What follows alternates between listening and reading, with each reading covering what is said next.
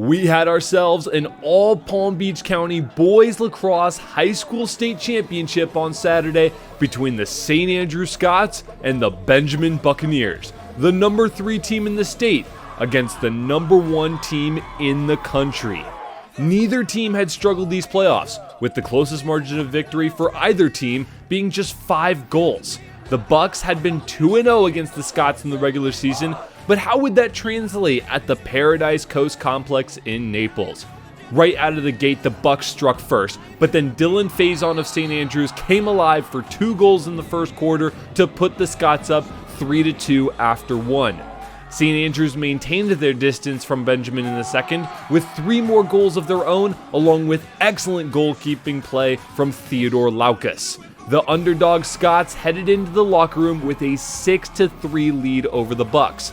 But then, in an almost Space Jam-esque moment, the powers for the Bucks suddenly came back to them, because they went out and scored 6 straight goals to open up the third quarter, 3 of them in the first 2 minutes. The third quarter alone ultimately favored Benjamin 7-1. Just like that, the story had completely flipped, with Benjamin being up 10-7 going into the fourth quarter. And those fateful 12 minutes in the third would ultimately be the deciding factor. Despite the Scots' best efforts in the fourth, the deficit was just too much. The Benjamin Buccaneers win the state championship in repeat fashion, 14-11 over the St. Andrews Scots.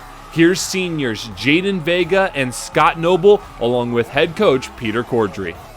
Going into halftime, down, I think 3 it was. Us in the locker room, we were all relaxed. Everyone was good. Everyone was cheering each other up, uplifting. It was more like, more loving. We realized our time together is ticking away, and, we want to go out with a big bang, and, we do it for each other, so it was great.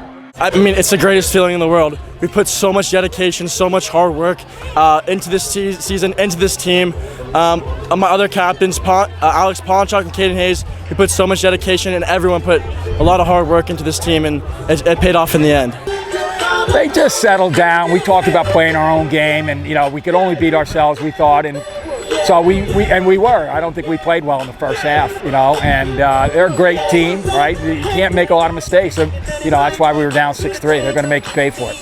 But I know that this is an exceptional team we had, and with some exceptional efforts today. Our goalie played outstanding. Our face-off guy played great, and both those guys were big keys to our victory.